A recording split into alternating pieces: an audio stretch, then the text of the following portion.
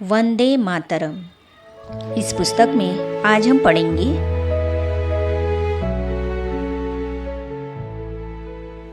संस्कार परिवर्तन की सेवा में दक्ष। इस विषय पर भ्राता जगदीश जी, जो इस ईश्वरीय विश्वविद्यालय के प्रमुख प्रवक्ता और ईश्वरीय साहित्य के प्रमुख रचनाकार थे, दीदी मनमोहिनी जी के बारे में इस प्रकार लिखते हैं। तो चलिए आज हम इसे पढ़ते हैं। इसके अतिरिक्त वे एक स्नेहमयी आध्यात्मिक वरिष्ठ शिक्षिका भी थी। दूसरों को ज्ञान, गुण और योग के मार्ग पर लाने का उनका तरीका निराला था। वे प्रेम के प्रभाव से संपर्क में आने वालों को जीवन में सहज परिवर्तन लाने में दक्ष थी। कोई उनसे मिलने आता, वे ईश्वरीय विश्वविद्यालय की ओर से छपी एक डायरी, जिसमें ज्ञान और योग से संबंधित कुछ चित्र भी होते थे और हर पृष्ठ पर कोई महावाक्य भी, उन्हें भेंट के रूप में देती। जब वह ले लेता तब उसे कहती, इसका कोई भी पृष्ठ खोलिए। वह एक बच्चे की न्यायी माँ के जैसा दुलार पाकर हंसता मुस्कुराता डायरी का कोई पन्ना खोल देता। तब वे कहती, पढ़ो, इसमें क्या लिखा है। वह उसे झूमते झूमते प्रेम निमग्न होकर पढ़ लेता। तब दीदी कहती, यह है तुम्हारे लिए ग्रंथ साहब का वचन, ठीक है। वह उत्तर देता, जी हाँ, यह तो बहुत अच्छा है। यह महावाक्य तो मेरे लिए है, यह तो अच्छी डायरी है। दीदी जी प्रत्युत्तर में कहती, अच्छी लगती है ना, इसे धारण करना। यह शिव बाबा की तरफ से आपके लिए सौगात है। प्रतिदिन एक पन्ना खोल लेना और उस शिक्षा को धारण करने का पुरुषार्थ करना, और फिर रात्रि को इसमें अपनी अवस्था का चार्ट लिखना। फिर देखना जीवन में कितना परिवर्तन आता है। सच कहती हूँ, बहुत आनंद आएगा, क्योंकि ये ईश्वरीय महावाक्य है। इस प्रकार उनकी सौगात जीवन को लोहे से सोना बना देती, और वह भी सुगंधित।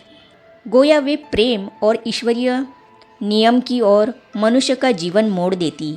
वास्तव में देखा जाए तो दूसरों पर उनके कहने का प्रभाव इसीलिए पड़ता था क्योंकि वे पहले स्वयं उसे अपने जीवन में लाती थी। परखने की शक्तिशाली शक्ति। दीदी जी में किसी व्यक्ति को परखने की शक्ति बड़ी शक्तिशाली थी। जैसे धन्वंतरी अर्थात वैद्य व्यक्ति की नब्ज से उसके रोग को जान लेता था, वैसे ही संपर्क में आने वाले व्यक्ति को दीदी जी चेहरे, हाव भाव अथवा अल्प वार्ता से तुरंत ही जानकर उसकी आध्यात्मिक समस्या का निदान कर देती थी और उसे ठीक हल सुझाती थी। अपनी इस विशेषता के कारण उन्होंने सैकड़ों हजारों व्यक्तियों को पवित्रता एवं योग के मार्ग पर मार्गदर्शन दिया, आगे बढ़ाया, उनका काया पलट किया और उन्हें ऐसा प्रेरित किया कि अनेकानेक कन्याओं एवं माताओं ने अपना जीवन ईश्वरीय सेवार्थ अथवा लोक कल्याणार्थ समर्पित कर दिया। एक कुशल पत्र लेखिका। वे एक कुशल पत्र लेखिका भी थी।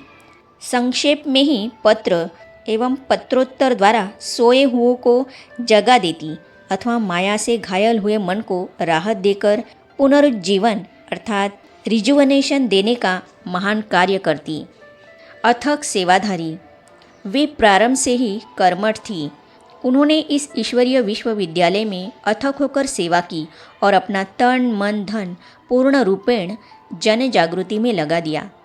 वृद्धावस्था में भी उन्होंने ईश्वरीय सेवार्थ आसाम से आबू तक, कश्मीर से कन्याकुमारी तक और कोलकाता से कच्छ तक देश का भ्रमण किया। इतना ही नहीं, विदेश में भी वे इस श्रेष्ठ कर्तव्य के लिए गई। अपनी 72 वर्ष की आयु में भी वे मधुबन में पधारे हुए हजारों आगंतुकों को सुख सुविधा देने तथा ज्ञान की गहराई में ले जाने और मातृवत वात्सल्य से खींचने में दिन रात लगी रहती। मन की सच्चाई, सफाई तथा अमृत वेले याद की यात्रा पर जोर। दीदी जी प्रारंभ से ही बाह्य स्वच्छता और मन की सफाई, सच्चाई तथा स्वावलंबी जीवन पर विशेष बल देती थी।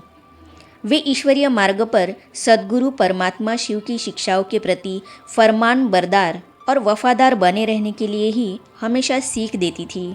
नित्य ब्रह्म मुहूर्त अर्थात अमृत वेले उठकर ईश्वरीय याद रूपी यात्रा करने की ताकीद करती थी। इस प्रकार नियम पूर्वक दिनचर्या का पालन करने के लिए वे विशेष ध्यान दिलाती। अतिरिक्त मुख्य प्रशासिका का कर्तव्य कर सेवा केंद्रों में वृद्धि। अपनी कुशाग्र बुद्धि, व्यक्तियों की परख, प्रेम, मर्यादा पालन, नियमित विद्यार्थी जीवन तथा अथक सेवा के कारण वे एक कुशल प्रशासिका भी थी। इसीलिए सन 1951-52 से लेकर जब से ईश्वरीय सेवा प्रारंभ हुई, सन 1961 तक वे कंट्रोलर अथवा प्रशासन अभियंता एवं नियंत्रक नियुक्त थी और जनवरी सन 1969 में प्रजापिता ब्रह्मा के अव्यक्त होने के बाद इसकी मुख्य प्रशासिका दादी प्रकाशमणि जी के साथ अतिरिक्त प्रशासिका अर्थात एडिशनल एडमिनिस्ट्रेटिव हेड के तौर पर सेवारत थी। यह एक बहुत महत्वपूर्ण बात है कि 14 वर्ष तक दादी और दीदी दोनों ने मिलकर इस प्रकार प्रशासन कार्य किया कि कभी उनमें मनमुटाव नहीं हुआ, न कभी उन्होंने एक दूसरे की आलोचना की। वे कहा भी करती थी कि हम दोनों के शरीर अलग अलग हैं परंतु आत्मा एक है। उनके इस मंतव्य और घनिष्ठ स्नेह को देखकर लोग दंग रह जाते।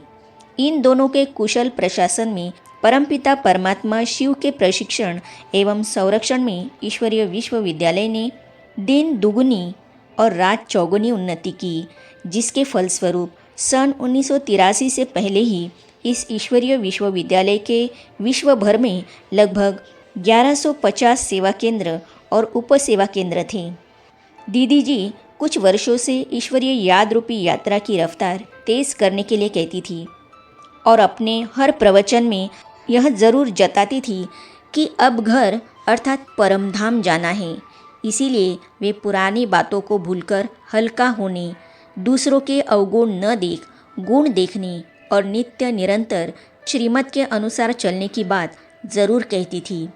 अपने देह त्याग से कुछ समय पहले जब वे थोड़ी अस्वस्थ थी तो शिव बाबा ने कहा था कि वे पलंग पर नहीं बल्कि प्लानिंग में हैं और भोगना में नहीं बल्कि योजना में हैं। शिव बाबा इससे अधिक और स्पष्ट बता ही कैसे सकते थे। शिव बाबा ने यह भी बताया है कि अब जो सतयुगी पवित्र योगबल वाली सृष्टि की नींव पड़ेगी उसमें वे प्राथमिक पाठ अदा करेंगी। अतः यद्यपि इस ईश्वरीय विश्वविद्यालय के हर एक विद्यार्थी किंवा बहन और भाई का उनसे अमिट स्नेह था और है, फिर भी उन्होंने दीदी जी के अनुपम आध्यात्मिक उत्कर्ष को देखकर और उनके सराहनीय उज्जवल भविष्य को जानकर देह त्याग के इस वृत्तांत को शोक का अवसर नहीं माना बल्कि योग का अवसर मानते हुए पुरुषार्थ को और तीव्र करने की प्रेरणा ली। आगे हम पढ़ेंगे प्रशासनिक कुशलता। तो इन अनुभवों को हम पढ़ेंगे अगली कड़ी में। तो ये जानने और पढ़ने के लिए इस चैनल को सब्सक्राइब करने के साथ ही हाइप भी कीजिए ताकि अन्य कई आत्माएं इस यज्ञ में जुड़े और बाबा की प्रत्यक्षता हो। तो इसमें आप सहयोग दें। ओम शांति।